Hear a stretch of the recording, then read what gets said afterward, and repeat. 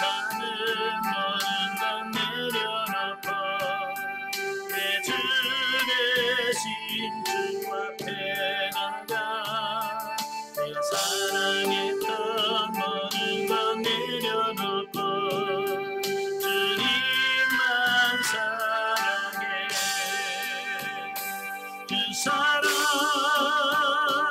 거친 풍랑에도 깊은 바다처럼 나를 잡지 않게 주 사랑 되어버린 반석 그 사랑 위에서리 내가 주인 삶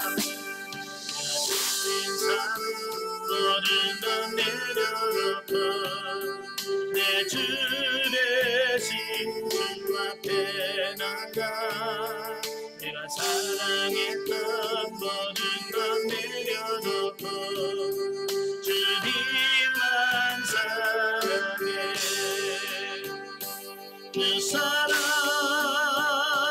거친 풍랑에도 깊은 바다처럼 나를 잠잠해.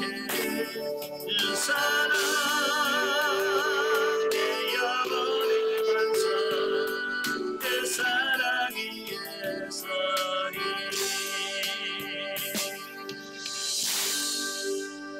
아멘. 네, 기도하겠습니다.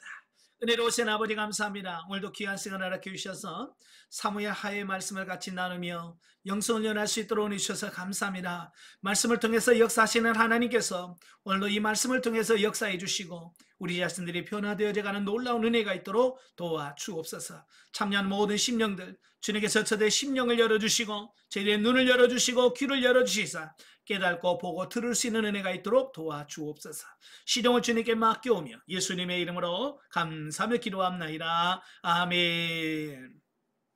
예, 이 시간에 우리는 사무엘하 교재 5페이지입니다. 예, 사무엘하 교재 5페이지에 보시면 서론적 이해가 나오게 되어지는데요. 제목, 저자, 기록 연대와 장소는 사무엘상과 똑같습니다. 그래서 이 부분은 사무엘상을 참고하면 되겠고요. 자, 오늘 4번 기록 동기와 배경에 대한 부분 같이 보도록 하겠습니다. 자, 본서 사무엘은 본래 히브리 원전에는 사무엘상과 함께 분리되지 않는 한 권의 책이에요. 이게 원래 이 책은 한 권으로 돼 있어요. 사무엘상하가 한 권으로 돼 있습니다. 따라서 사무엘상과 하는 전체적으로 볼 때는 그 왕정체제의 건립 및 그 초기 역사에 나타난 하나님의 구속사적 섭리를 보여준다는 면에서는 그 전반적 지필 동기는 서로 똑같습니다. 예, 그러나 그 두 권이 각각 다루는 시기와 내용이 조금씩 다르잖아요. 그죠? 그래서 그 기준에 의해서 사무엘하의 지필 동기를 한번 살펴보면, 자, 첫째, 본서는 사무엘, 솔로몬 사후 분열된 남북왕국 체제에서 각각 살아가던 전체 이스라엘 백성들에게 전날 다윗의 통일왕국이 하나님의 주권 아래서 신정왕국으로 성장했던 과정과 그 과정 중에 오직 하나님께 순종할 때만이 성공과 평화가 있었음을 보여줌으로써 이스라엘과 유다가 원래는 한 민족 한 국가라는 사실과 오직 하나님만이 역사의 주이심을 깨닫게 하고자 기록했다라고 하는 거예요. 그러니까 이 사무엘서를 기록할 때는 이미 시간이 오랜 지난 후에 그 예전에 다윗의 그 찬란했던 그 시기가 있었잖아요.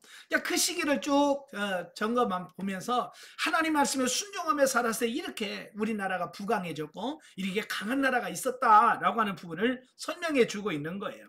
그러니까 사실 역사를, 살아있는 역사를 통해서 교육을 하고 있고 훈련하고 있다라고 보시면 되겠어요. 사실 그 역사만큼 훌륭한 교재는 없어요.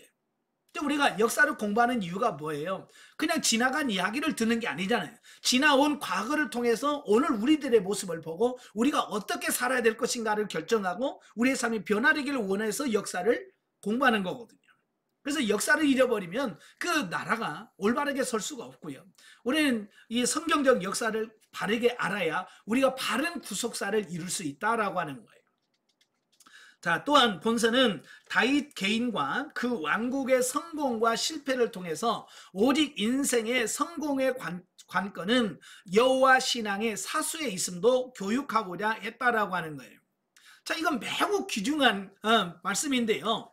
그러니까 세상적으로는 성공을 해도 하나님과 관계가 끊어진다면 그것은 축복이 아니에요. 그죠? 세상에서 막 출세하고 성공해도 하나님과 그 멀어졌다. 이건 성공이 아니에요.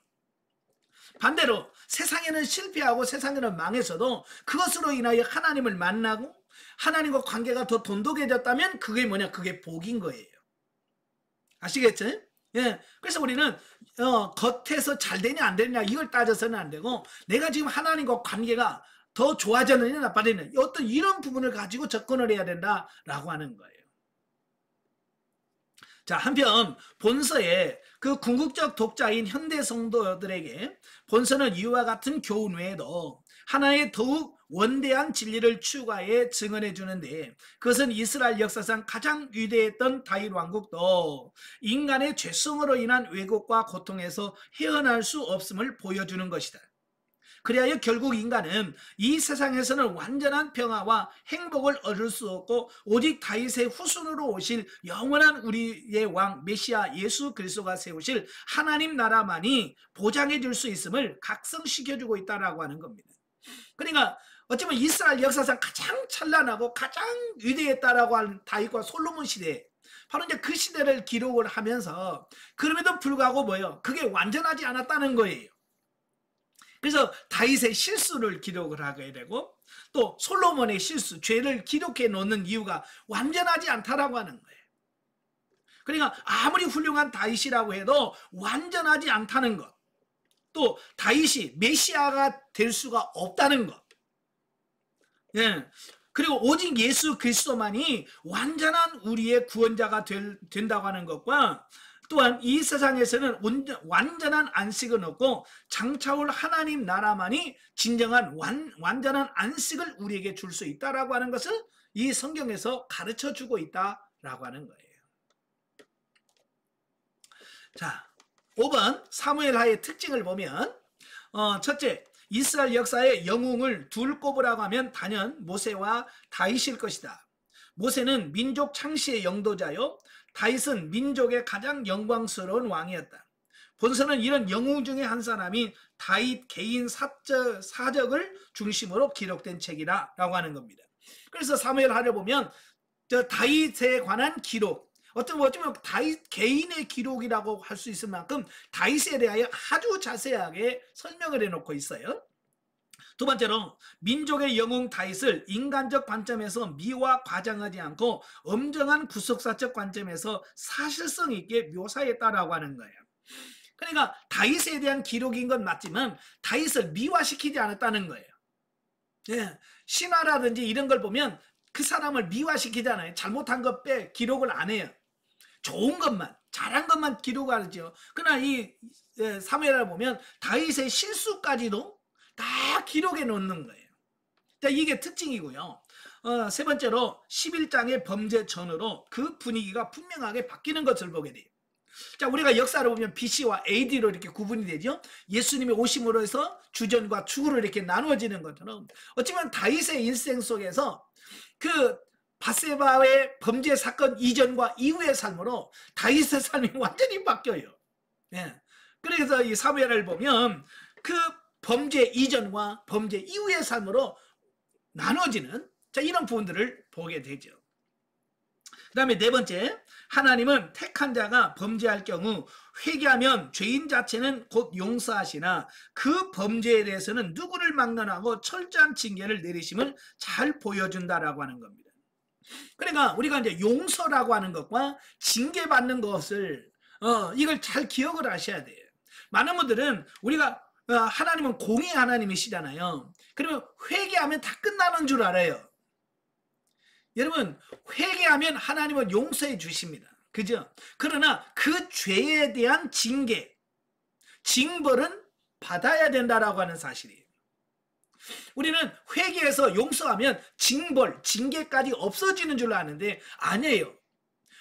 회개하면 용서해 주시지만 거기에 따른 죄값은 치르게 되어 있다라는 사실이에요.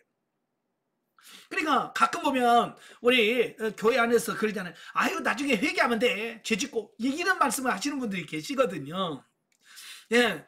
그건 아주 몰라서 그래요. 예. 회개하면 용서해 줍니다. 그러나 그 죄에 대한 대가는 받게 돼 있어요. 나중에 이제 본문에 들어가면 그 부분이 어떤 것이 명확하게 나오게 돼요. 자, 7페이지 보시면 신학적 이해가 나오게 되어지는데요. 자, 1. 사무엘 하에 그리스도 기독론. 이스라엘 역사의 가장 위대한 왕 다윗의 일대기를 중심으로 하여 왕정시대 초기 역사를 보여주는 본서가 그리스도에 대하여 말하고 있는, 그리스도를 어떻게 말하고 있는가라고 하는 거죠. 첫째, 영원한 메시아 통치의 예표인 옛 메시아 다윗의 통치. 자, 이스라엘 역사상 가장 위대한 왕이라고 왕을 뽑으라고 하면 대다수가 다윗을 뽑게 됩니다. 예, 그래서 다윗이 최고의 왕이다라고 이렇게 하죠. 그래서 이스라엘 역사의 최전성기를 도래시킨 다윗은 그가 혈통적으로 우리 주 예수님의 직계 조상이라는 측면에서도 그리스도와 연결됩니다. 그렇죠? 그래서 예수 그리스도가 메시아의 혈통으로 태어났다고 그랬잖아요. 네. 그보다도 영적으로 택한 백성의 왕으로서 다윗 개인의 생애가 모든 택한 자의 왕이 되시는 우리 주님의 예표라는 측면에서 보다 더 강력히 그리스도와 연결되어 있다라고 하는 것을 보게 됩니다. 그러니까 이 다윗과 예수님은 그냥 혈통적으로만 연결되는 게 아니라는 거예요. 네. 그는 택한 자의 왕으로서의 의미로서 바로 만왕의 왕 대신 예수 그리스도를 예표하는, 예수님을 예표하는 인물이었다라고 하는 것을 말씀해 주고 있어요. 그래서 메시아로서의 그 예수님의 예표인 다윗 왕의 통치의 여러 측면 중 우리는 무엇보다도 먼저 다윗이 신정 국가의 왕으로서 비록 불완전한 인간의 속성이 노출되기는 했지만, 예, 그죠?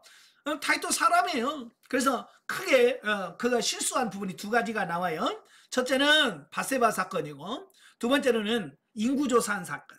이 두 가지가 다윗으로서 그가 살아가면서 실수했던 부분들을 보게 되, 물론 그 외에도 많이 있을 거예요. 그래서 성경에서 다 기록하지 않냐고 대표적인 것 두 가지만 설명을 해놨거든요. 자, 그럼에도 불구하고 근본적으로 하나님만을 의지하고 따르고자 하는 자세로 일관했음을 주목해야 된다. 하나님이 왜 다윗을 사랑했을까? 왜 하나님은 다윗을 그렇게 축복할 수 있었을까? 예, 다윗은요, 비록 실수하고요, 허물이 있어요. 그럼에도 불구하고요, 다윗은 일생 동안 하나님만 의지하고 하나님과 동행하려고 애썼던 사람이에요. 바로 그 부분이 하나님께서 다윗을 귀하게 보았다고 말이에요. 오늘 여러분도 마찬가지예요. 하나님이 여러분을 뭘 귀하게 여기시냐? 뭐 여러분이 헌금 많이 하고 봉사 많이 해서 이런 아니에요. 여러분이 정말 하나님과 동행하고요, 하나님과 함께하고 날마다 하나님과 함께하려고 하는 그 마음 중심이 하나님께서 여러분을 보시고 기뻐하시는 거예요. 사실 이스라엘 왕정 시대의 역사 전체를 통틀어서 우상 숭배의 오류를 전혀 갖고 있지 않은 최초이자 최고의 왕이 누구냐? 다윗이. 예, 다른 여러 왕들은요, 거의가 다 뭐가 연결되냐? 우상과 연결되어 있어요. 근데요, 다윗의 일생을 보면 그 바세바 사건이 있고 뭐 인구조사했지만 우상과는 다윗은 한 번도 결부된 적이 없어요. 예, 그런 점에서 다윗은 아주 매우 뛰어난 왕이다라고 볼 수 있겠죠. 그래서 그는 하나님의 신실한 종이기를 원했고 사는 내내 그렇게 되고자 노력했습니다. 그리고 그분의 율법을 준수하고자 했다. 그것은 우리 주 예수님께서 성부 하나님께 순종하여 그분의 종으로 사역하시며 그분의 모든 율법을 성취하신 것의 예표다. 바로 그 예수님이 오셔서 오직 하나님의 뜻을 이루고 하나님의 뜻을 성취하려고 노력했던 그 모습의 예표, 모형적으로 다윗의 삶에서 보여주고 있더라라고 하는 거예요. 우리도 이런 다윗의 모습을 본받아야 될 줄로 믿습니다. 자, 넘겨서 8페이지입니다. 한편 다윗의 통치의 특징을 보면 정의, 지혜, 단합, 용기, 자비 등 5가지로 축약할 수 있는데요. 다윗이 불완전하게 실현한 이 이상적 통치는 바로 우리 주 예수님께서 모든 택한 자의 무리를 모아서 천국에서 통치하실 때에 완전히 행하실 통치의 모습을 예표해 준다라고 하는 겁니다. 예, 그러니까 다윗이 이 땅에서 그가 왕으로서 백성들을 통치할 때에 정의, 지혜, 단합, 용기, 자비, 자 이런 어떤 통치 이념으로 백성을 통치했다 그 말이에요. 그런데 다윗은 그렇게 노력했지만 완벽하게 통치하지 못했어요. 그죠? 그래서 반란도 일어나게 되고 본인도 죄를 짓기도 하고 자 그래요. 만약에 이 다윗이 완벽하게 이 모든 것을 완벽하게 실행했다면 예수님이 오실 필요 있을까요? 없을까요? 예, 다윗이 완벽하게 이런 통치를 완벽한 하나님의 나라를 형성했더라면 예수님 오실 필요가 없지요. 예, 그러니까 다윗이 불완전해. 완전하지 않았어. 그래서 우리가 예수님이 오셔야만 하는구나. 그래야 이 나라가 완전한 하나님의 나라가 될 수 있구나 라고 해서 예수 그리스도 메시아의 필요성을 느끼게 했다라는 사실이에요. 자, 그 다음에 두 번째가 다윗의 언약입니다. 자, 본서에서 가장 직접적이고도 결정적으로 그리스도의 구속사역을 보여주고 있는 내용이 뭐냐? 다윗의 언약이라고 하는 다윗의 언약. 사무엘하 7장 4절부터 17절이 바로 이제 다윗의 언약 내용이거든요. 이 다윗의 내용의 언약은 뭐냐면 다윗의 혈통에게 전 이스라엘 즉 택한 백성에 대한 왕권을 영원히 보장해 주겠다고 하는 언약이 다윗 언약입니다. 자, 이 언약은 남북 분열 왕국 이후에도 북왕국 이스라엘은 아홉 왕조가 혼란스럽게 엇갈렸지만 남왕국 유다는 계속 다윗 왕조만 이어진 점에서도 역사적으로 그대로 성취되어졌습니다. 그리고 바빌론 포로 이후에도 수적으로 압도적인 북왕국 이스라엘 사람들이 민족적 정체성을 상실한 데 반해서 남왕국 유다는 계속 그 민족적 존재를 유지하게 된 것도 이의 성취의 한 증거로 해석을 하고 있습니다. 자, 예전에는 이스라엘 백성이라고 표현했습니다. 그러나 지금은 이스라엘 백성들을 지칭하면서 뭐라고 불러요? 유태인이라고 부르잖아요. 그죠? 예, 유태인계, 유태계, 유태인이라고 부릅니다. 바로 유태인이라고 하는 말은 어디서 나오냐면 유다인에서 나온 말이에요. 예, 유다인, 예, 유다 사람이라고 하는 말에서 비롯되어서 지금 사용되는 유태인의 말이 나왔다라고 하는 겁니다. 그러니까 어찌 보면 유다 족속은 이스라엘의 대표적인 그런 민족이 되었다라고 하는 것을 보게 되죠. 또한 AD 70년 예루살렘 함락 이후 심지어 현재 이르기까지도 이스라엘 민족의 가슴속에는 다윗 왕권을 계승한 메시아가 등장할 것을 기대하고 있다라고 하는 사실이에요. 그래서 메시아 사상이라고 하는 게 뭐냐면 그 다윗 왕이 통치했던 그런 완벽한 그런 나라가 이루어지길 원하고 그렇게 되길 원하고 소원하는 게 지금 메시아 사상이거든요. 그래서 지금도 그들은 우리는 메시아가 예수 그리스도니까 오셨다고 생각하지만 유대인들은 지금도 어때요? 다윗과 같은 메시아가 임할 거라고 믿고 그걸 소망하고 사는 거거든요. 예, 그만큼 다윗은 메시아의 예표요 모형이라고 하는 거예요. 그러나 사실 이 다윗 언약은 궁극적으로 다윗 지파의 후손으로 오사 이스라엘뿐만 아니라 택하신 모든 열방의 메시아가 되신 우리 주 예수 그리스도를 가리키는 거예요. 자, 실로 예수님은 다윗 언약의 본디 의미인 전 우주적 영원한 왕권 약속의 성취자이시다. 일찍이 창세기 49장 8절부터 12절에 예언한 대로 유다 지파 출신의 다윗에게 영원한 왕권이 보장되고 있고 또 그것이 다시 훗날 예수님에게서 이처럼 성취된 것은 결국 이 역사는 그저 저 혼자 무의미하게 흘러가는 것이 아니라 한 분 하나님의 예정과 섭리에 의하여 우리 주님을 통한 인간 구속을 위하여 일관되게 진행되는 구속 사업을 새삼 깨닫게 해준다. 그러니까 이 역사가 그냥 막 흘러가는 게 아니라 하나님께서 창세전에 계획했던 그 구속사에 의해서 지금도 흘러가고 있다라고 하는 것을 우리가 볼 수 있다라고 하는 거예요. 자, 성경은 그 어떤 측면에서 보더라도 태초에서 종말에 이르는 구속사의 전개를 한치의 오차나 모순 없이 증거하고 있다는 사실을 아무리 강조해도 지나치지 않는 사실이다. 예. 그래서 태초에 세우신 하나님의 구속사에 의해서 이 역사가 진행되어져 가고 있고, 지금 그 구속사 속에 지금 여러분이 지금 그 속에 들어가 있어요. 그 구속사에 여러분들이 이 시기에 저를 만나서 이렇게 같이 영성훈련을 받고 저와 여러분 이렇게 같이 되는 거, 이게 우연이겠습니까? 이게 우연인 것 같다 손 들어봐요. 없잖아요. 이거 우연이 아니에요. 예, 이건 하나님께서 태초부터 계획해 놓은 거예요. 계획해 놓으신 것에 따라서 여러분이 순종해서 같이 훈련을 받고 변화되어져 가는 거예요. 그러니까 이 훈련을 그냥 대충 받지 말기를 바래요. 아시겠죠? 이건 창세전에 하나님께서 예정해 놓으신 훈련이에요. 그래서 이 훈련을 그냥 대충 받으면 안 되는 거예요. 예. 나중에 여러분 대충 받으면 하나님 봐서 너 내가 그래 태초에서 계획에 태초부터 계획을 했어. 너 훈련 받기는 왜 대충 했냐? 주인 앞에 서면 여러분 거기에 대해서 심판받을 날이 와요. 잘 받으셔야 돼. 자, 이 사무엘 하의 주제들 9페이지입니다. 다윗을 그저 민족 영웅 또는 민족 역사의 주역으로 파악하여 비개성적으로 파악하는 것이 아니라 살아있는 한 신앙의 전형으로 삼아서 그를 중심으로 왕정시대의 초기 역사와 거기에 나타난 하나님의 섭리를 기록한 본서는 다음과 같은 주제를 내포하고 있어요. 자, 첫째는 뭐냐? 다윗 인생의 여정의 성공과 실패, 희노애락은 결국 모든 성도가 걸어야 할 바른 인생의 길을 제시하기 위한 하나의 실예다라고 하는 겁니다.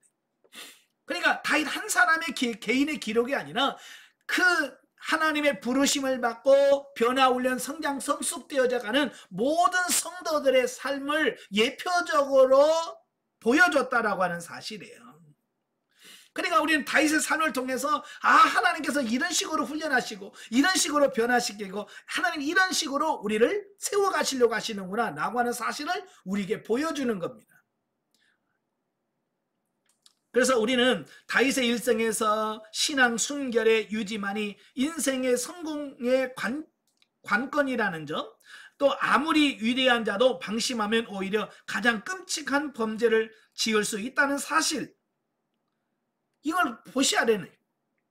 예, 다윗이 오직 하나님만 위해서 살았던 삶을 보면서 우리도 저렇게 하나님만 의지하고 하나님과 동행하는 삶을 살아야 되겠구나 라는 결단을 하고, 또 그가 실수해서 밧세바를 범하는 사건을 보면서 나도 정신 안 차리면 저렇게 되는구나, 나도 저렇게 애들 말대로 훅 간다는 말씀 하잖아요. 그죠? 잘 가다가 어느 순간에 갑자기 훅 가요. 그러니까 우리가 정신을 바짝 차리셔야 돼. 기도하면서 언제 여러분들에게 그런 다윗의 유혹이 여러분한테 올지 어떻게 압니까? 그렇죠? 그러니까 여러분이 정신 차려서 기도하고 깨어 있어야만 그런 유혹이 왔을 때 우리가 승리할 수 있다라고 하는 거예요.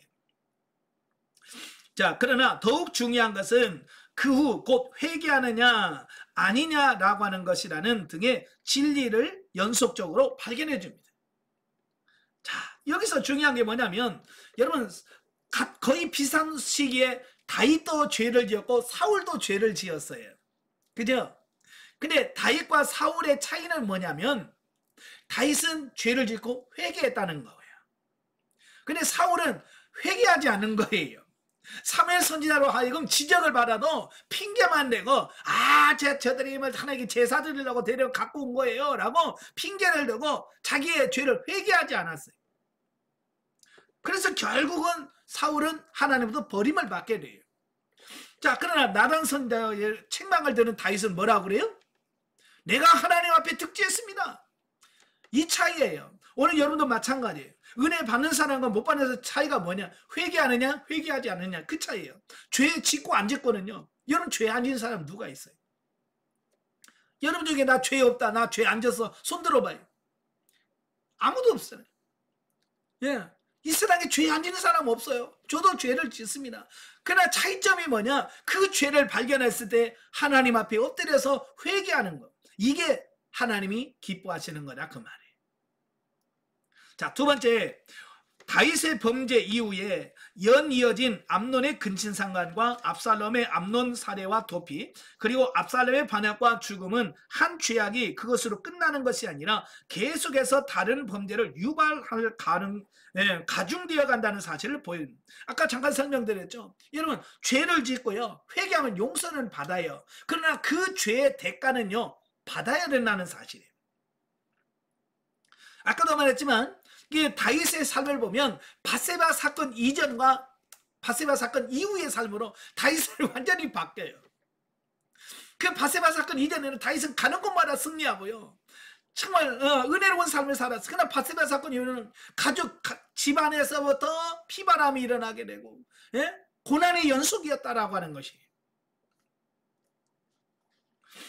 자, 그래서 다윗은 그냥 밧세바 범하고 우리야 죽인 것으로 끝난 뒤, 근데 그 집안에서는 어때요? 암논이 다말을 겁탈하는 사건이 나오죠. 그러니까 또 압살롬이 암논을 죽이죠. 결국에는 압살롬이 뭐요? 데려왔더니 또 아버지를 반역해서 자기를 죽이고 왕되려고 하죠. 막 이런 일들이, 다윗은 한 번 우리야 죽이고 밧세바 범의 사건밖에 없는데 그 따르는 그 다윗이 경험하고 체험하는 어떤 그런 징계는 훨씬 더 크다는 사실을 기억하셔야 돼요. 그래서 여러분도 죄를 가볍게 여기면 안 돼요. 그러니까 예를 들어서 내가 100원어치의 죄를 졌다고 해서 내가 100원어치의 징계를 받는다? 아니에요. 내가 100원어치의 죄를 지면 그 100원보다도 훨씬 더 큰 대가를 내가 지불해야 돼요. 그래서 죄를 짓지 않는 게 제일 좋은 거예요. 아시겠죠? 예, 즉 죄악의 길은 걷잡을 수 없을 내리막길이다. 특히 다윗 가문 내에서 이와 같은 일련의 죄악은 다윗 가문만의 비극으로만 끝나는 것이 아니라 다윗 통일 왕국이 해체될 뻔한 이기까지 조장되었다라고 하는 사실이에요. 그러니까 이걸 통해서 우리가 뭘 깨달냐면, 야, 이런 죄의 대가가, 죄에 대해 죄가 미치는 영향이 엄청나구나, 이걸 깨달아야 돼. 그러니까 죄를 가볍게 여기면 안 돼요. 여러분, 아브라함도 그러잖아요. 네. 자식을 기다려 자식을 안 낳아. 그래서 하갈을 취해서 이스마엘을 낳잖아요. 네, 이스마엘을 낳았어요. 근데 문제는 뭐냐면, 그냥 뭐 다윗은 돈도 많고 부자니까 부인 여러 얻을 수도 있어요. 그죠? 그렇지만 그 대가가 지금 수천 년이 흐른 지금도 아랍계와 이스라엘계에서 계속해서 계속해서 부딪히는 거예요. 그걸 보면서 지금 수천 년이 흘렀는데도 그 죄의 열매가 지금도 부딪히고 있다는, 이게 얼마나 죄가, 죄의 영향력이 큰가를 알 수가 있어요. 아시겠죠? 그러니까 죄 짓고 회개하면 그만이다? 아니에요. 죄를 짓고 회개했어도 거기에 대한 징계는 이게 천년이 갈 수도 있고요, 천대가 갈 수 있다라고 하는 것을 우리가 기억을 하셔야 돼요. 그래서 최선은 뭐냐? 최선은 죄 안 짓는 거예요. 아시겠죠? 최선은 죄를 안 짓는 거고, 차선은 뭐냐? 죄를 지었을 때 회개하는 거예요. 여러분, 차선을 선택하지 말고 최선을 선택하시길 바랍니다. 아시겠죠? 예, 세 번째로 하나님의 은혜는 인간의 죄악보다 더 풍성하시다. 범죄한 다윗의 진실한 회개는 하나님의 사하심을 받았다. 물론 하나님은 다윗의 죄에 대한 징벌을 내리셨지만 다윗 자체만은 용서해 주시고 구원해 주셨다. 여기서 우리는 죄에는 분명한 징벌이 있음과 아울러 하나님은 그 어떤 죄도 용서해 주심을 깨닫게 된다. 예, 용서했다고 끝나는 게 아니에요. 거기에 대한 징벌은 반드시 받아야 된다라고 말씀해 주고 있고요. 사실 하나님이 다윗을 용서해 주시는 건 대단한 은혜인 거예요. 왜냐하면 율법으로 보면, 율법대로 한다면 다윗은 어떻게 됐을까요? 율법으로 대하면 다윗은 뭐 해야 돼요? 돌 맞아 죽어야 돼요. 돌 맞아 죽어야 돼. 레위기 20장 10절 11절에 보면 남편이 분명히 있는 여자를 꼬셔서 겁탈하게 되면 둘 다 돌 던져 죽이게 되어 있어요. 또 우리아를 죽였잖아요. 살인한 사람은 반드시 죽게 되어 있어요. 그러니까 우리아의 사건이라든지 밧세바 사건을 보면 분명히 다윗은 뭐야? 돌 맞아 죽어야 정상이에요. 율법으로 보면. 그럼에도 불구하고 하나님은 그를 용서해 주었다. 이게 뭐냐? 그게 하나님의 은혜였다는 거예요. 네 번째로 하나님은 다윗에게 그와 그의 후손에게 택한 백성에 대한 영원한 왕권을 허락하시는 소위 다윗 언약을 체결하셨다. 그런데 이것은 과거적 측면에서는 전날 야곱의 예언의 중간 성취이자 연속이며, 그렇죠. 창세기 49장에 보면 야곱이 12아들을 놓고 축복하면서 홀이 떠나지 않겠다. 홀이 유다와 함께 하겠다. 이건 뭐예요? 왕권이 유다 지파에게 임할 것을 말씀해주고 있죠. 그 야곱의 예언의 1차 성취가 뭐냐? 바로 다윗이 왕으로 등장하는 것을 통해서 1차 성취가 되어지는데, 이건 미래적 측면에서는 훗날 결국 모든 택한 자의 영원한 왕이신 우리 주 예수 그리스도의 초림과 재림으로 최종 성취될 것이다. 1차 성취는 다윗이 왕이 된 것이 1차 성취요. 2차 성취는 예수 그리스도의 초림이 2차 성취요. 궁극적인 성취는 예수님께서 재림하셔서 만왕의 왕의 자리로 등극하실 때 이 예언, 야곱의 한 예언이 완성된, 완전하게 성취된다라고 말씀해주고 있습니다. 자, 이렇게 볼 때 다윗 언약은 결국 태초부터 종말까지 우리 주님을 중심으로 연속성을 가지고 이어지는 구속사의 맥을 보여주고 있다라고 하는 거예요. 그러니까 제가 구속사 얘기를 하잖아요. 사실 구속사라고 하는 그 전체적인 맥락을 모르면 성경을 이해할 수가 없어요. 그래서 구속사라고 하는 맥락을 이해했을 때, 하나님께서 이런 이런 뜻과 의도를 가지고 이렇게 역사를 진행해 가시고 오늘도 그렇게 그런 목적을 가지시고 이끌어 가시는 거, 요걸 이해할 수 있는 거예요. 네, 오늘도 신앙생활 하면서 이 하나님의 구속사를 이해를 못하니까 그냥 뭐요? 예수 믿고 복받자, 예수 믿고 축복받자, 예수 믿고 건강하자, 예수 믿고 뭐 하자. 이 구속사를 모르면 그렇게 기복적인 신앙과 이런 걸로 빠질 수밖에 없다라고 하는 거예요. 이런 구속사를 명확하게 이해하시는 여러분 되시길 바라요. 아시겠죠? 다섯 번째, 그토록 위대한 왕 다윗도 범죄하고 하였고 또 계속해서 그 범죄의 뼈아픈 결과에 시달렸다. 이것은 단적으로 이 세상에 완전한 의인은 하나도 없음을 보여준다. 그렇게 잘 산다고 하는 다윗도 무너졌거든요. 자, 그런 걸 보면 로마서 3장 10절에 의인은 없나니 하나도 없다라고 말씀하잖아요. 그 말씀이 실제인 것을 우리에게 보여주고 있어요. 자, 그럼에도 하나님은 근본적으로 당신께 의지하며 순종하는 다윗을 크게 세우시고 계속 보살펴 주셨다. 이처럼 하나님은 근본 죄인이더라도 당신께 나오는 죄인은 천국으로 인도하실 것이다 라고 하는 겁니다. 그래서 하나님, 예수님이 뭐라고 그래요? 내가 이 땅에 온 것은 의인을 구원하러 온 게 아니라는 거예요. 죄인을 구원하러 왔다. 바로 그 주님이 죄인을 부르러 오셨다. 오늘 저와 여러분이 다 죄인이잖아요. 그렇죠? 그래서 우리가 죄를 가졌다 할지라도 천부여 의지 없어서 손들고 옵니다. 주님 앞에 나올 때 주님께서 우리의 죄를 용서해 주시고 우리를 구원으로 인도해 주신다는 사실을 꼭 기억하시면 좋겠습니다. 자, 11페이지 사무엘하와 현대성도. 자, 다윗 왕의 개인적 일대기를 통해서 이스라엘 신정 왕국의 건립 및 왕정실의 초기의 역사를 전해주는 본서가 이로부터 3000년이 지난 현대 우리에게 던져주는 메시지는 무엇일까? 자, 이 사무엘하는 지금부터 3000년 전에 기록된 역사를 기록한 거거든요. 그러니까 3000년의 역사가 있어요. 여러분 한번 생각해 보세요. 여러분 부모와 자식들 가운데 대화를 하면 자식들이 뭐라고 그래? 세대 차이가 난다고 그러잖아요. 그 보통 이제 길어봐야 부모하고 자식은 30년 차이가 나, 30년도 세대 차이가 난다고 하는데, 지금 이 다윗 시대와 오늘은 3000년이에요. 이거 세대 차이 나도 어마어마한 세대 차이가 난다 그 말이죠.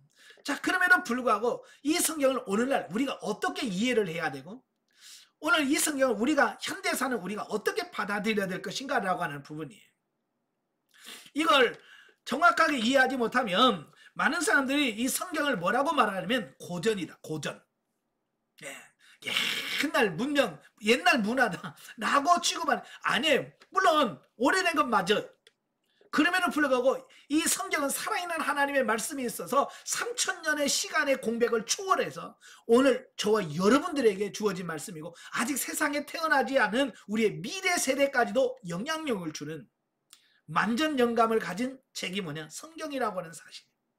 그래서 성경을 읽을 때 그 성경은 3000년 전의 기록이지만 오늘 우리에게 주신, 나에게 주신 하나님의 말씀이라는 거예요.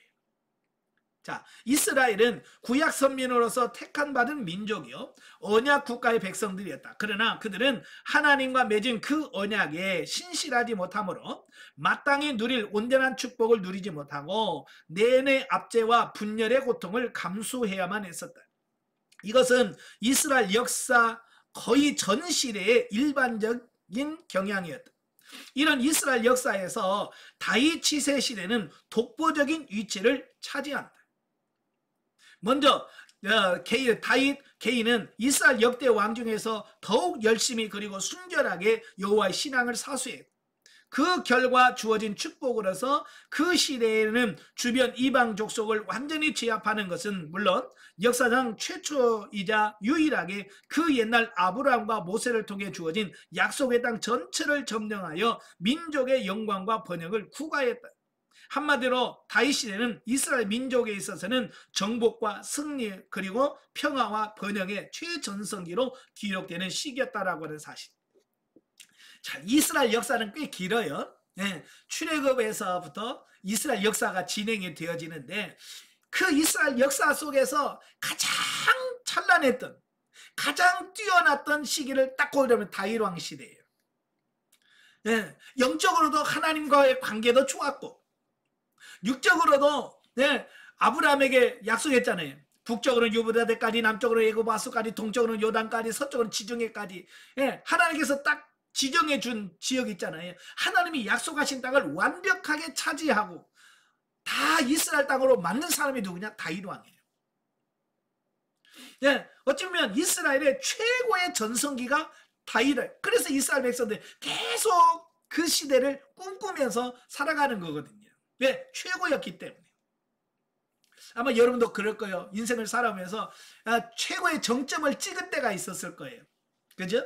그래서 우리는 그 추억으로 옛날 그때까지 왔는데, 우리는 그러면서 옛날 추억을 꿈꾸면서 살잖아요. 마찬가지로 이스라엘 백성도 이 다윗 시대, 그 시대를 꿈꾸면서 지금도 뭐라고, 그들은 이 메시아만 오면, 메시아가 오면 그 다윗 시대처럼 찬란했던 그 시대로 다시 회복될 거라고 그들은 믿고 있는 거예요. 그래서 지금도 그들은 뭐요? 메시아를 기다리는 거예요. 그러나 이것은 잠시였다.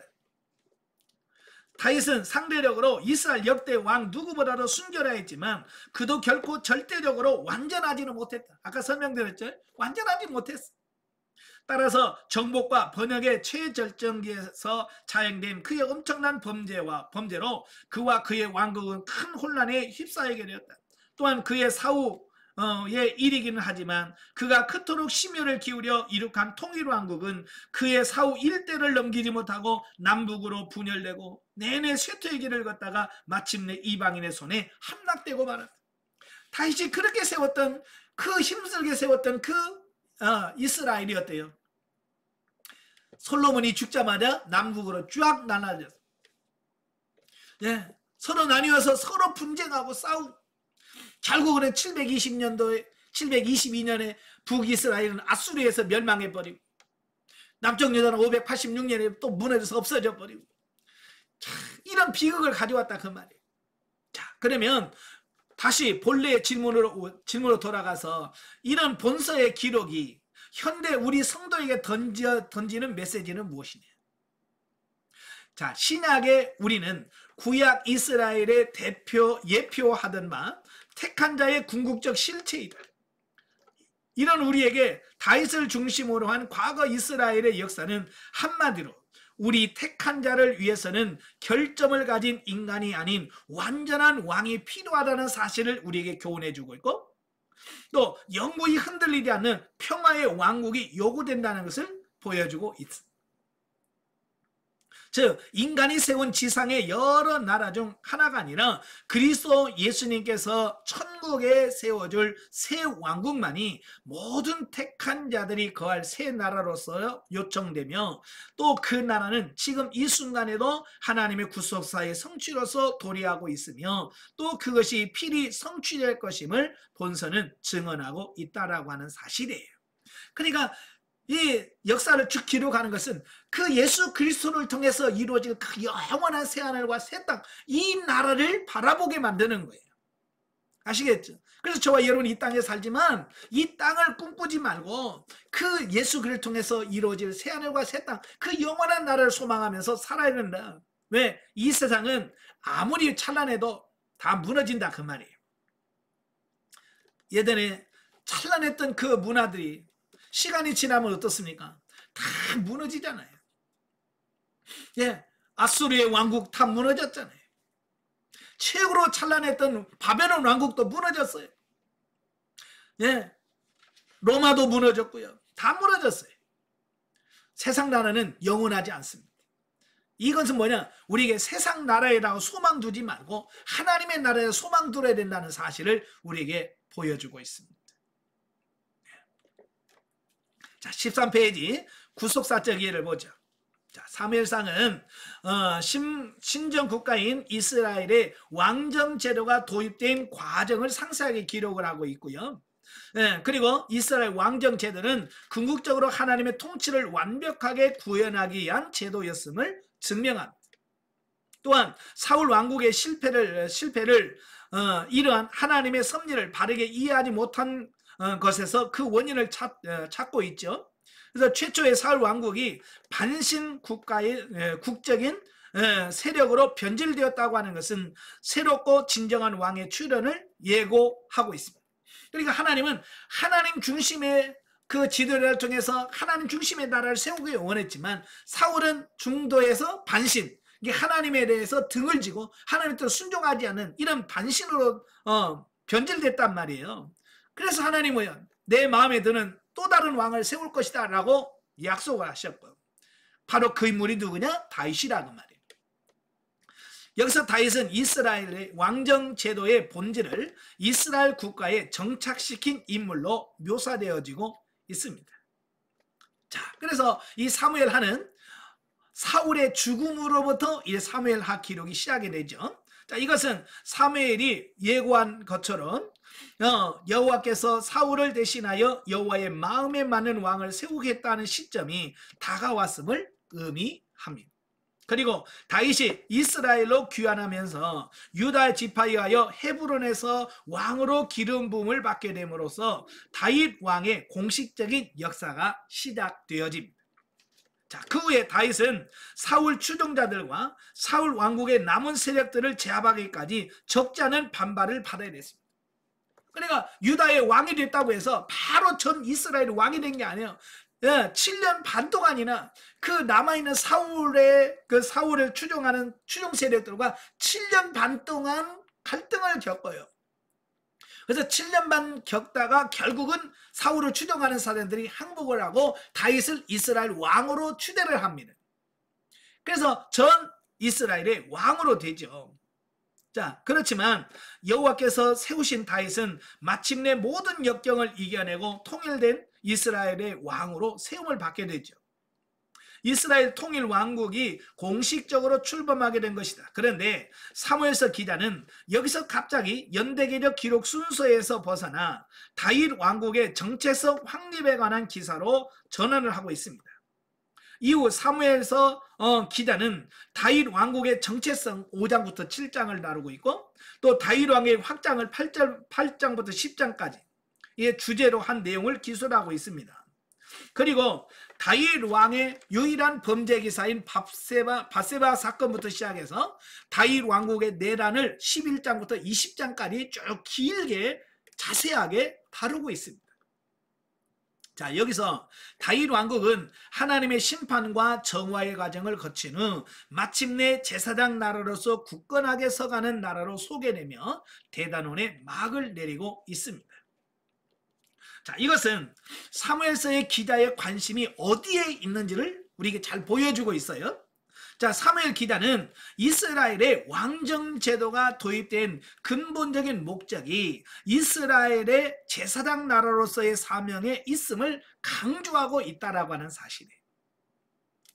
네. 자, 이스라엘은요, 처음부터 제사장 나라로서의 존재하기 위하여 부름을 받았습니다.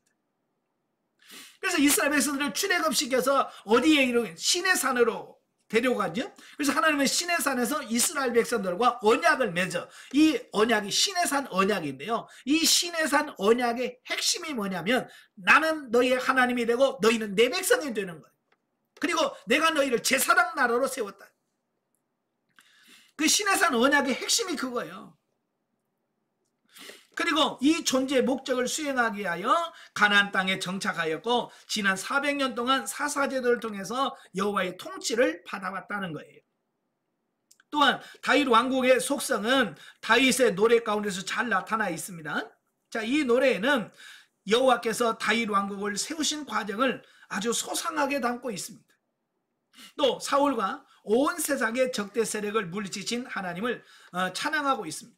자, 여기서 특별히 주목할 것은 주께서 또 나를 내 백성의 다툼에서 건지시고 나를 보존하사 열방의 으뜸을 삼으셨으니 내가 알지 못하는 백성이 나를 섬기리이다. 사무엘하 22장 44절 말씀인데요. 자, 여기에 나타난 것처럼 이방 민족들이 다윗을 섬기게 될 것이다 라고 하는 말을 합니다. 자, 만국 백성들이 다윗을 섬긴다고 하는 말은 결국 여호와의 통치 안에 그들이 들어올 것을, 이방인들이 하나님의 통치권 안에 들어올 것에 대한 말씀을 예언하고 있다는 거예요. 그래서 다윗 왕국은 여호와께서 만백성을 통치하시는 기구로 세워졌다. 그 상징물이 뭐냐? 바로 그 상징물이 성전인 거예요. 그 때문에 다윗은 주변 나라들을 평정한 이후 대부분의 시간을 성전 건축 계획에 몰두했습니다. 다윗이 말년에 유언을 남긴 것을 보면 매우 구체적으로 성전의 규모와 성전의 설계 그리고 그에 따른 물자들이 모두 준비되어 있음을 우리가 알 수 있고요. 또 솔로몬은 다윗이 남긴 설계도에 따라서 성전을 건축할 수 있었다. 이처럼 다윗 왕국과 성전은 분리할 수 없었습니다. 그러니까 성전은 솔로몬이 건축을 했지만 사실은 모든 준비는 누가 했어요? 다윗이 다 해놓은 거예요. 그럼 어찌 보면 다윗이 진 거나 마찬가지일 정도로 다윗은 오직 성전에다가 모든 관심을 가졌다는 거예요. 그러면서 다윗은 내 집이 하나님 앞에 이 같지 아니하냐, 하나님이 나로 더불어 영원한 언약을 세우사 만사에 구비하고 견고하게 하셨으니 나의 모든 구원과 나의 모든 소원을 어찌 이루지 아니하시랴 하고 라고 할 정도로 다윗 왕국을 하나님의 나라와 동일시했습니다. 이것은 메시아이신 진정한 왕에 대한 다윗의 확신으로부터 시작되어 그만큼 다윗은 왕국의 정체성을 분명하게 인식하고 있었다라고 하는 거예요. 그래서 다윗 왕국은 1차적으로는 출애굽을 통해 제사장 나라로 선택된 이스라엘의 민족적 사명을 성취하는 나라고, 나아가 다윗 왕국은 다윗 왕권으로 상징되는 영원하고도 진정한 왕이 출현하심으로 건설된 신령한 하나님의 나라를 상징한다라고 볼 수 있습니다. 자, 이 나라는 공의를 기반으로 하고 하나님을 경외함으로 세워지는 나라이며 다윗 왕국과 같이 무력으로 적대 세력을 제압함으로써 건설되는 것이 아니라 악의 근원을 제거함으로써 세워질 영적인 나라다. 바로 예수 그리스도를 통해서 이루어질 영적인 하나님의 나라, 바로 이걸 의미하고 있다라고 하는 거예요. 자, 사무엘서는 하나님께서 다윗에게 최종적으로 성전이 세워질 장소를 계시해 주는 것으로서 대단원을 내리고 있습니다. 그 이제 24장에 보면 다윗이 그 연병으로 그 예루살렘을 치기 위하여 여호와의 사자가 칼을 빼들고 오지요. 바로 그 모습을 보게 합니다. 그래서 그 모습을 보고 다윗이 쫓아나가서 여부스의 그 타작마당, 여부스 사람 아라우나의 타작마당에서 번제를 드리잖아요. 바로 그 아라우나의 타작마당, 다윗이 번제를 드렸던 그곳이 그 땅을 샀는데 바로 그게 성전터가 되어지는 거예요. 바로 그 자리에 하나님의 성전이 세워집니다. 근데 이 자리는 우리가 창세기 22장에 보면 하나님께서 아브라함을 시험하시죠. 내 사랑하는 독자 아들을 내가 지시하는 한 산으로 가서 제 번제로 드리라고 말씀하잖아요. 바로 이삭을 제물로 드리려고 했던 그 산이 바로 여기에요. 이 성전산이에요. 그러니까 하나님은 이미 아브라함 때부터 그 성전을 지을 곳을 택정하시고 지정하셨어요. 그래서 아브라함에 가서 그곳에 가서 예수님을 상징하는 이삭을 그곳에서 번제로 드리라고 말씀하셨고, 그 아라우나의 타작마당에서 번제를 드림으로써 그곳이 하나님의 성전터라는 사실을 분명하게 말씀해 주셨다는 사실이에요. 이것은 사무엘서의 최대의 관심이 장차 다윗 왕국을 통해 건설된 성전임을 암시합니다.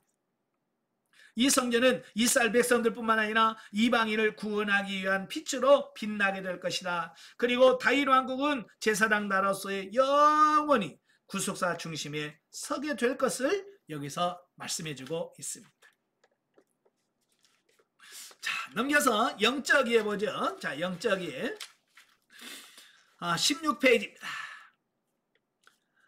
자, 그 영적 실제의 삶이라. 이제 영적 실제라고 하는 말은 이제 여러분이 앞으로 자주 많이 듣게 되어지는데요. 이 영적 실제가 뭔 말인가를 이해를 하셔야 돼요. 자, 영적 실제란 뭐냐? 영적으로 거듭난 그리스도인이 하나님의 나라를 생활 속에서 실질적으로 경험하고 느끼는 것을 영적 실제다라고 말합니다. 자, 우리가 지금껏 공부한 서론적, 신학적, 구속사적, 영적 이해의 과정은 이런 하나님의 나라의 실제적인 것들을 직접 발견하고 경험하고자 하는데 그 목적이 있다.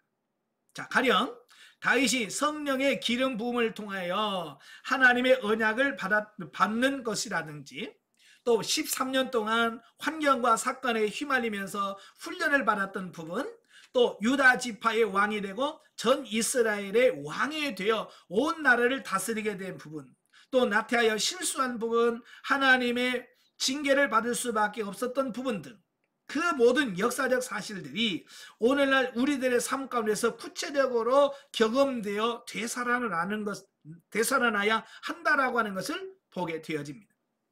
아까도 말했죠. 이 성경의 역사는 단순한 옛날의 그 글이 아니라 그 옛날 그 하나님이 역사하셨던 그 방식이 오늘날 우리들에게 그대로 적용되어진다는 거예요. 그러니까 하나님께서 다윗을 훈련시키셨듯이 오늘도 물론 다윗을 훈련시킨 방법하고는 차이가 있지만 하나님은 동일하게 여러분을 훈련하고 계신다는 사실이에요. 만약에 다윗 훈련하듯이 여러분 훈련하신다면 여러분 어떻게 하겠어요? 여러분 다윗 훈련하듯이 하나님은 여러분을 훈련하신다면 여러분 어떻게 할 것 같아요? 다 나가 떨어졌죠. 그죠?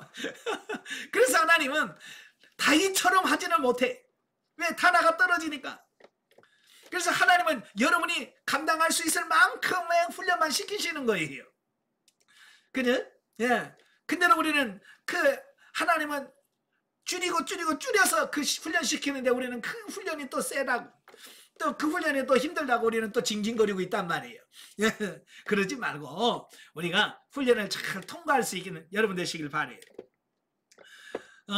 구약의 인물이나 역사적인 사건들이 신약시대를 사는 우리들의 실제적인 삶과는 상관없는 한낱 이스라엘 민족의 역사 이야기에 지나지 않는다면 그 구약의 말씀들은 과연 무슨 의미가 있겠는가? 그렇죠. 우리나라의 삼국유사나 뭐 삼국사제처럼 옛날 그 역사의 기록으로만 남아있다면 그게 우리와 아무 상관없어요. 그죠? 아무 의미가 없어요. 그러나 성경은 그렇지 않단 말이에요. 성경은 그 옛날 기록이지만 그 옛날의 말씀이 오늘날 우리들에게 적용되고 완성이 된다라고 하는 부분에서 그 일반 역사와 다르다고 하는 것을 우리가 기억하셔야 돼요. 자, 그러나 하나님의 말씀은 오늘날 우리에게 영적으로 실질적인 차원에서 엄청난 영향력을 발휘한다는 말씀이다. 그죠? 그래서 성경을 읽으면 은혜가 되고 성경을 통해서 또 그 말씀이 실제적으로 내 삶 속에서 성취가 되어지고 이루어지고 적용되어지는 거죠. 예, 그죠? 성경 읽다가 울어본 적 있나요? 성경 치면서 가슴 쳐본 적 있나요? 예, 그 성경 말씀은 지금부터 3000년 전에 기록된 말씀인데도 불구하고 그게 내 마음에 울려, 우리 심령을 울린단 말이에요. 그러므로 하나님의 말씀에는 오류가 있을 수 없다. 우리가 하나님의 말씀을 대할 때 지루하고 재미가 없는 것은 말씀을 보는 영적인 눈이 열리지 않았고, 또한 그 생명의 말씀이 떨어져 싹이 나고 큰 나무가 되어 탐스러운 열매를 맺을 만한 마음의 밭이 되어 있지 않기 때문이다 라고 하는 겁니다. 그러니까 영적으로 성장해서 성경을 보면 너무너무 재밌어. 왜? 내게 주신 말씀이니까. 그런데 그렇지 않으면 성경이 수면제가 돼. 제가 옛날에 어떤 분이 그래요. 예, 저는 잠이 안 와요. 그러니까 옆에 사는 말이 뭐냐면 성경 석장만 읽어봐 잠이 와. 그러니까 이 성경을 하나님의 말씀으로 보지 않고 수면제로 느껴요. 수면제. 이게 뭐냐면 하나님의 말씀을 볼 수 있는 눈이 열려 있지 않고, 예, 하나님 말씀으로 보는 그런 수준이 아직 우리가 이르지 못했기 때문에 그런 현상이 벌어지는 거예요. 자, 아직도 성경이 수면제라 손 들어봐요. 나는 성경만 보면 석장 넘어가면 졸린다. 예, 심각한 거예요. 회개하시고 깨어 있기를 바랍니다. 자, 영적 실제의 삶은 성령의 감동으로 쓰여진 하나님의 말씀을 마음 깊이 받아들이고 삶 속에서 그 말씀들이 직접 경험되어질 때 풍성하게 이루어질 것이다. 그러므로 성도의 생활이 말씀대로 되어지고 영적 실제가 이루어진다고 하는 것은 비록 육신적인 차원에서 볼 때 환난이나 고통이 온다 할지라도 기쁘고 감사한 것이다 라고 하는 겁니다. 예. 왜냐하면 그 문제가 바로 나에게 실질적으로 영적으로 적용되어지고 있기 때문에 우리가 고난을 받아도 감사하시고 환난을 당해도 우리가 감사하셔야 돼요. 진정한 그리스도인은 그 모든 것들을 통하여 그의 삶이 영적으로 성숙해질 수 있기 때문이다.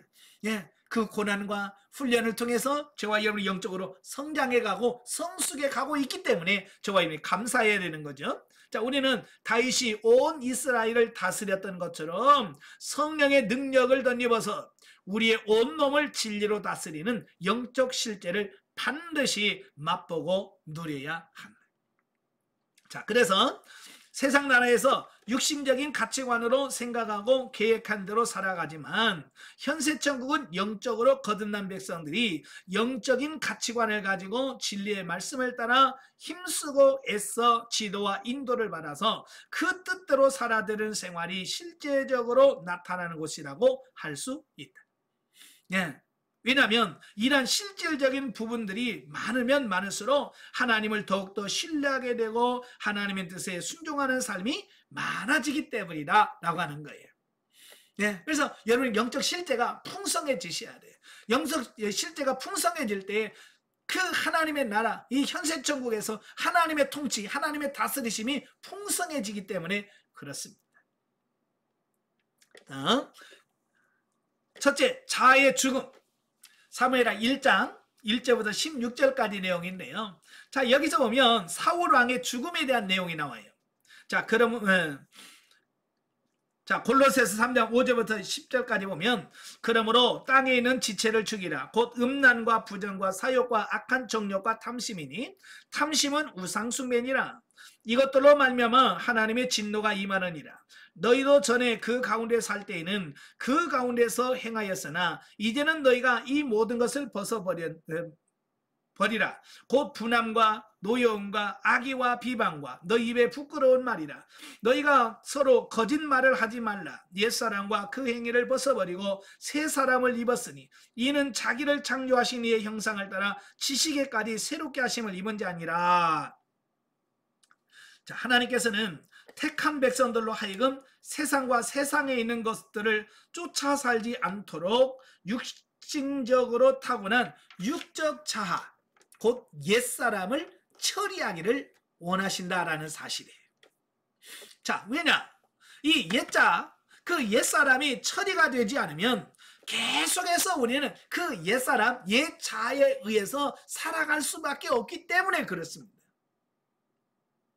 뒤에 나오죠. 왜냐하면 하나님의 백성은 육신의 자아가 죽고 예수 그리스도 안에서 새 자아, 새 사람으로 다시 태어나야 하나님의 뜻을 알고 하나님을 즐거워하며 하나님의 뜻을 이루어 드리는 사람으로 살아갈 수 있기 때문이다. 그러니까 이 옛사람이 죽지 않으면 여전히 우리는 옛사람을 따라서 육신 중심으로 살아갈 수밖에 없다라고 하는 거예요. 그래서 하나님께서 그 옛사람을 치기를 원하신다 그 말이에요. 자, 예를 들어 본다면 육적 자아와 아집으로 똘똘 뭉쳐있던 사도 바울은 다메섹 도상에서 예수 그리스도를 만남으로 그 영혼이 변화받고 성령의 인도하심을 통하여 이제껏 그를 주장했던 육신적인 삶의 방식과 가치관, 곧 육적 자아는 죽고 새로운 영 중심의 사람으로 태어나는 축복을 받게 되었다라고 하는. 참 저는 성경을 보면서 예수님 아니고는 사도 바울을 변화시킬 사람이 없어요. 얼마나 자아나 이런 걸 똘똘 뭉쳐있는 사람이에요. 오직 했으면 예수님께서 야 사울아 사울아 어찌하여 나를 박해하느냐. 다른 사람들은 하나님 예수님이 직접 전도 안 하셨어요. 사람을 통해서 전도했어요. 그죠? 여러분도 하나님이 직접 전도하시면 손 들어봐요. 하나님이 직접 전도하시면 손 들어봐요. 아무도 없죠? 사람들이 전도했어요. 근데 바울은 워낙 자아 고집이 이게 세가지고 사람으로서는 어떤 사람도 사도 바울을 변화시킬 사람이 없어. 그래서 예수님이 직접 가가지고 야 네가 왜 나를 박해하냐. 누군데요? 난 네가 박해하는 예수다. 그래서 바울의 가지고 있던 그 가치관을 팍 깨트려 버렸어. 지금까지 바울이 갖고 있었던 사울이 가지고 있던 그 가치관 속에는 뭐냐. 예수는 이단의 괴수예요. 율법으로서는 도무지 받아들일 수 없는 이단의 괴수라고 이 머릿속 육적 가치관을 꽉 박혀 있어요. 그래서 어찌하든지 예수 믿는 사람을 죽이든지 어떻게든 예수 못 믿게 해야만 그게 하나님의 뜻이고 하나님의 영광을 드러내는 것이라고 착각을 했던 거예요. 그래서 그는 다메섹까지 가가지고 예수 믿는 사람을 잡아 가두려고 했던 거예요. 그걸 누가 깹니까?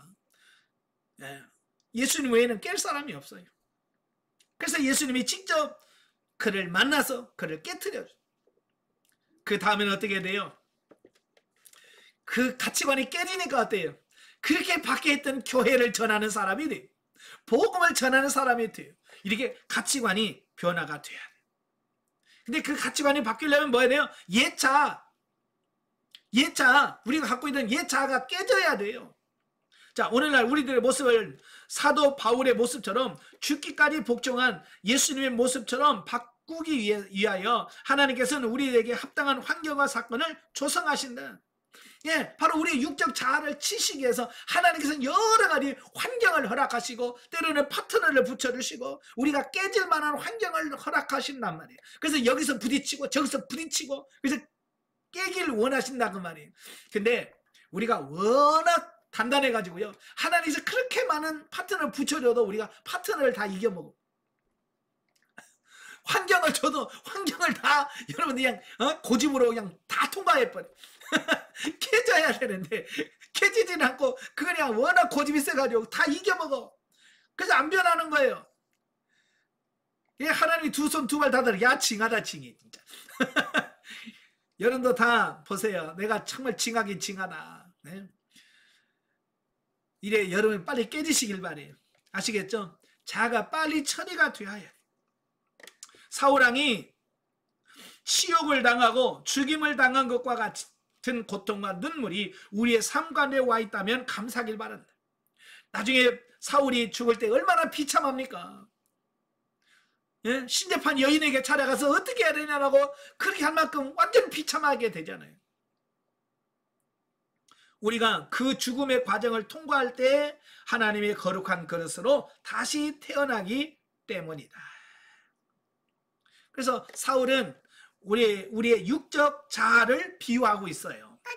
예, 사울은 우리의 육적 자아를, 다윗은 우리의 영적 새 자아를, 우리 영을 비유한다라고 볼 수 있는 거죠. 그래서 사울이 죽어야 다윗이 왕이 돼. 이게 무슨 말이냐면 우리의 육적 자아가 죽어야 우리의 영이 세워질 수 있다. 근데 우리가 영성훈련 받는다고 하면서도 이 육적 자아가 죽지 않으니까 이 영이 주인이 돼야, 영이 주인 되어서 살아야 되는데 이 육적 자아가 안 죽으니까 이 영이 힘을 못 쓰는 거예요.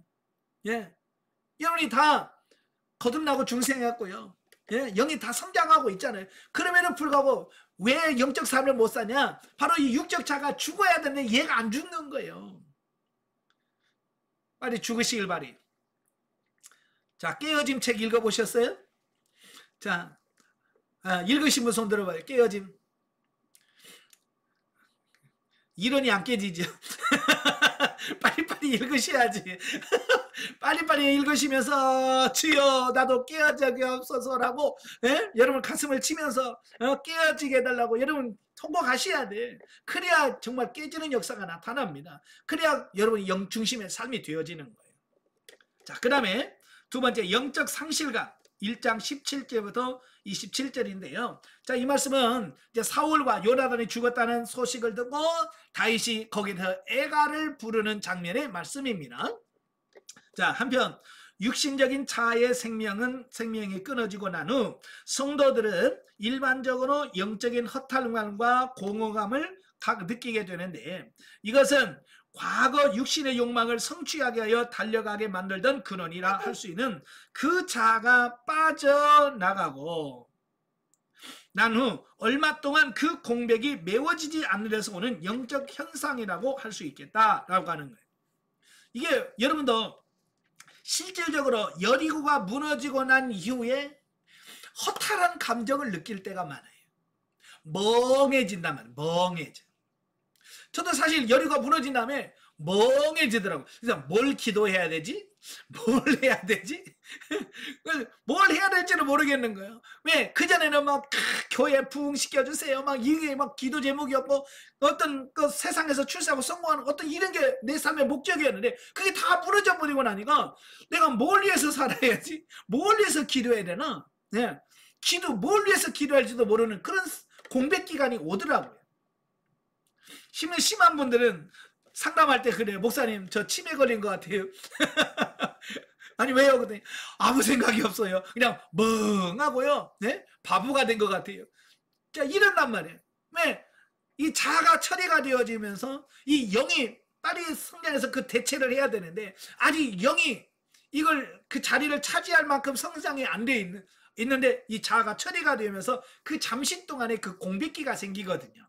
바로 그때 나타나는 현상입니다. 자, 사울과 요나단의 죽음을 슬퍼하는 다윗의 모습은 바로 육신의 자아가 빠져나간 것에 대하여 허전해하고 안타까워하는 우리의 영혼의 상태를 비유적으로 보여주고 있다라고 하는 거예요. 그러니까 사울은 정말 다윗의 삶을 얼마나 힘들게 했어요. 10여 년 동안 다윗을 죽이려고 쫓아다니면서 다윗은 그 때문에 얼마나 힘들었습니까? 그렇죠?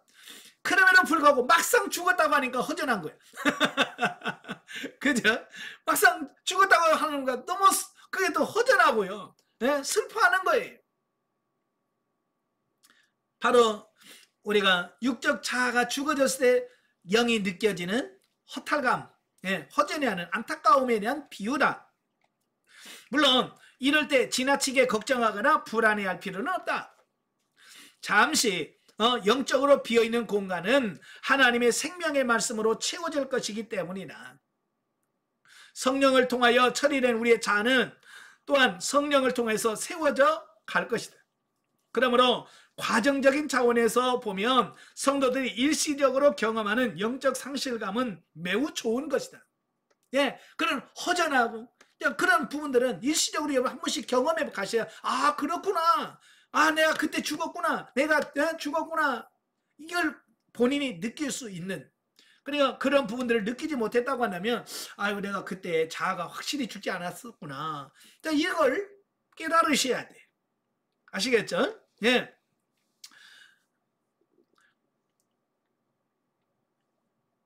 힘들다고 해서 거기서 빨리 빠져나오려고 몸부림치기보다는 하나님이 주신 그 환경을 구체적으로 경험하고 곱씹어서 그 경험들을 다른 사람들에게도 나눠줄 수 있다면 더없이 좋을 것이다. 아멘. 그러니까 우리는 아우 힘들어 빨리 그래서 막 빨리빨리 그거 막 통과할 생각을 하고 있다고 말이에요. 그러면 나중에 그걸 다른 사람들에게 전해서 그 사람들도 그런 부분들을 극복해 갈 수 있도록 도울 수가 없는 거예요. 참 저는 하나님께 너무 감사한 게 뭐냐면, 저는 이 훈련하는 과정을 거치면서 하나님께서 그 과정들을 일일이 다 이렇게 경험시켜 주시고 체험시켜 주셨다고 말이에요. 예. 그러니까 제가 이 강의를 하면서 상담을 하면서 제가 체험을 했기 때문에 그런 부분에서 제가 체험한 것은 도울 수 있는 이 부분들이 많은 거예요.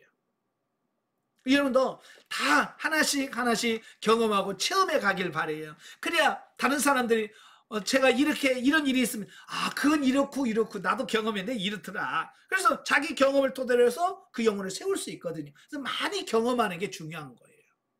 아시겠죠? 예. 세 번째, 현세천국에서의 안식. 2장부터 5장. 이제 다윗이 가는 곳마다 막 승리하고 막 하는 어떤 이런 부분들이죠. 자, 육신 중심의 삶이란 어쨌든 피곤하다. 거듭거듭 시험과 환난이 닥치고 넘어지고 쓰러지면서 하나님의 인도하심을 부르짖어야만 하는 삶이다. 그런 과정을 통해서 육신의 자아가 파쇄되고, 그렇게 육적 자아가 파쇄되어 영 중심의 삶이 실제가 되어지면서 현세 천국의 안식과 평안을 누리게 되고, 안식뿐만 아니라 하늘의 상급과 축복이 겸하여 받게 되는 것이다 라고 하는 겁니다. 그러니까 육이 처리가 되어지면 이제 안식이 오게 돼요. 그래서 대부분이 이제 상담을 하다 보면 여리고가 무너지고 나서 가나안 3다시 넘어가게 되면 뭐라고 말을 하냐면, 뭔지 모르게 마음이 평안해요 라는 말을 해요. 예, 처리된 것만큼 조금씩 이제 안식이 주어지는 이 부분들을 맛을 보는 어떤 그런 단계다라고 보시면 돼요. 그러니까 13년간의 도피 생활을 마감하고 유다 지파의 왕이 되어서 헤브론에서 행복을 누리며 6 아들을 낳은 다윗의 모습은 오늘날 그리스도인의 삶이 육신 중심에서 자아가 깨지고 처리되어 영 중심의 생활로 바뀌면서 영적인 안정을 회복하고 현세 천국의 안식을 누리면서 영육 간의 풍성한 축복을 받는 모습이 실제가 될 것을 비유적으로 말씀해주고 있다. 그러니까 다윗이 헤브론에서 왕이 돼서 6 아들을 낳으면서 이렇게 누려지는 것은 뭐냐면, 저와 여러분이 영적으로 조금 성장해서 누려지는, 맛보는 어떤 이런 삶을 예표해 준다는 거예요. 또한 우리는 영 중심의 삶에서 온전한 하나님 중심의 삶으로 들어가야 하는데, 헤브론뿐만 아니라 통일왕국 이스라엘의 왕이 되어 가나안 원주민이던 여부수 사람들을 예루살렘에서 몰아낸 다윗의 모습은 영 중심의 생활에서 더 깊이 들어가 온전한 하나님 중심의 생활로 변하는 그리스도인의 모습을 보여주고 있다. 자, 예루살렘을 장악하고 있던 여부수 족속은 영 중심의 삶을 살면서도 하나님이 계셔야 할 중심의 자리에 아직도 존재하는 내 육신적 자아의 흔적을 의미한다. 예, 그러니까 이런 거예요. 이 가나안 땅 가장 중심지, 하나님이 머물고자 하는 그 예루살렘 땅에 아직도 누가 거하고 있어요? 여부수족이 거하는 거예요. 이스라엘 백성들이 그곳에서 하나님의 성전을 짓고 하나님께 예배를 드려야 될 그 영 중심의 삶을 살아야 될 곳에 뭐가 들어서 아직도 육적 자아, 처리되지 못한 자아들이 남아있더라는 거예요. 그러니까 영 중심의 삶이 안 되는 거예요. 그래서 다윗이 왕이 되자마자 제일 먼저 예루살렘을 들어가서 여부수족소를 진멸하고 거기서 하나님을 찬양하고 예배하는 그 삶이 나오는 거예요. 그러므로 성도들은 육신 중심의 삶이 영 중심의 삶으로, 영 중심의 삶에서 하나님 중심의 온전한 삶으로 바꿔지게 하여 힘쓰고 애써야 된다. 예. 그렇게 될 때 비로소 우리의 영혼뿐만 아니라 온 몸을 하나님의 말씀으로 다스리고 통치할 수 있게 되어진다. 그냥 되어지는 게 아니에요. 여러분이 힘쓰고 애쓸 때 여러분이 영성이 더 입혀진다라고 하는 거예요. 한편 자, 통일왕국 이스라엘이 점점점 강성해지자 주변 강국들이었던 두로왕 히람이 친선 사절과 함께 다윗 왕국을 지을 제목들과 기술자들을 조공으로 보내옵니다. 성장을 하게 되면 하나님께서 이렇게 누려지는 이런 은혜가 있다라고 하는 거예요. 다윗은 그때서야 비로소 자신이 얼마나 큰 자리에 있는지를 실감하게 될 것이다. 숱한 외세의 침략으로 얼룩졌던 이스라엘 역사를 되돌아볼 때 다른 나라의 조공을 받는 일은 충분히 흥분되는 일이다. 지금까지 이스라엘에서는 조공을 바치기만 했지 한 번도 받아본 적이 없어요. 그런데 이제는 다윗이 하나님과의 관계에서 바르게 쓰니까 이제 조공을 받는 그 위치까지 성장이 되어지더라고 말이에요. 여러분들 영적으로 성장을 하게 되면 지금까지 우리가 맨날 주기만 했던 삶이 이제 받는 삶으로, 누려지는 삶으로 여러분에게 주어진다라고 하는 것을 의미하는 거예요. 이름 없는 목동에 불과했던 자신에게 언약하시고 온 이스라엘을 다스릴 왕이 되게 하실 뿐만 아니라 하나님이 친히 계심으로 여태껏 이스라엘을 괴롭혀왔던 이방 족속들에게 이제는 과거와 같이 감히 넓을 수 없는 강국으로 부상했음을 각인시켜 주었다. 주변에서 되어지는 일들을 통해서 다윗은 하나님 앞에서 자신의 이치를 깨닫게 되어진다. 여러분들 빨리 성장해서 누려지는 여러분이 되시길 바래요. 자, 4. 영적인 일을 무시하는 육신적 가치관. 6장 20절 23절. 자, 여기 다윗이 언약궤를 기럇 여아림에서 다윗성으로 옮기는 그 장면이 나와요. 그 장면일 때 다윗이 춤을 추는 그 모습을 보죠. 자, 여기서 이 말씀을 보면 하나님의 언약궤를 모셔오는 일로 인하여 감격한 나머지 옷이 벗겨지도록 춤을 추는 다윗의 모습을 보고 다윗의 아내인 미갈이 조롱하는 모습이 등장을 하게 됩니다. 미갈은 누굽니까? 사울왕의 딸이에요. 예, 사울왕은 아까 말했죠. 육신을 예표하는 인물이라. 그러니까 자기 아버지가 육신적이니까 미갈도 역시 육신적이란 말이에요. 그러니까 그 다윗이 춤추는 그 모습을 보면서 이해가 안 되는 거예요. 예. 왜? 육신적인 가치관 하면 미친 짓이지. 그죠? 왕이 채통이 있지. 사람 백성 앞에서 막 춤을 덩실덩실 추는 게, 이해가 됩니까? 육신적으로 이해가 안 되는 거예요. 만약에 여러분, 육신적인 사람이, 여러분들이 뭐 교회에서 부흥회하면서 막 찬양하면서 춤춰봐. 뭐라고 그래? 미쳤다 그러지. 이해를 못 하는 거야. 육신적인 가치관은 이해가 안 되는 거야. 미갈도 마찬가지인 거예요. 그래서 다윗의 행동을 왕의 체면을 손상시키는 천박한 행동으로 보았어. 자, 우리가 지금 현세 천국에서 신령한 일들을 경험하고 누리며 살아가고 있다면 과거 우리가 육신에 있을 때가 그러했을 것이고 지금 이 신령한 세계가 천박하고 유치해 보인다면 우리는 육신에 치우쳐 삶을 살아가고 있다는 증거다. 지금 뭐가 더 유치해 보이는지를 잘 보셔야 돼요. 자, 성령의 감동을 받지 않는 사람은 결코 하나님을 알지 못하고 신령한 세계를 이해하지 못한다. 사도 바울은 고린도에 있는 지체들에게 이와 같은 영적 비밀을 이야기하면서 성령님의 인도를 구하고 신령한 세계를 사모할 것을 요청하고 있어요. 네. 우리가 하나님 중심으로 삶을 살아간다면 우리의 모든 일거수일투족을 하나님께 의뢰할 것이다. 하나님께서 춤추기를 원하신다면 춤을 출 것이고 울기를 원하신다면 울 것이다. 소리 높여 찬양하기를 원하신다면 찬양할 것이고 침묵을 원하신다면 침묵할 것이다. 이거 뭐예요? 내가 원하는 대로 사는 삶이 아니라 이제는 주님이 원하시고 하나님이 원하시는 삶을 살아가는 삶으로 바뀐다 그 말이. 예, 사랑과 선의 근원이 되시는 하나님께서 원하시는 모든 것이고 신령한 것이요 고상한 것이며 선한 것이다. 우리 가치관이 이렇게 바뀌어지셔야 돼. 근데 아직도 우리는 아버지 내 뜻대로, 우리는 아직도 내 고집대로, 내가 원하는 대로 자꾸 살아간다 그 말이에요. 이래 바꾸시기를 바랍니다. 아시겠죠? 완전히 새로워져서 하나님 중심, 영 중심의 삶을 사는 여러분 되시기를 주님으로 축원합니다. 기도하겠습니다. 은혜로우신 아버지 감사합니다. 오늘도 우리를 사랑하셔서 귀한 말씀을 들려주셔서 감사합니다. 하나님, 아직도 우리가 육신 중심으로 살고 있지 않는지 우리 자신을 되돌아보게 하옵시며 다윗처럼 육신을 쳐서 복종시켜 정말 영 중심 하나님이 원하시는 삶을 살아드리는 우리 모두가 될 수 있도록 주님 도와 주시옵소서. 예수님의 이름으로 감사하며 기도합나이다. 아멘. 하나님께 드립니다.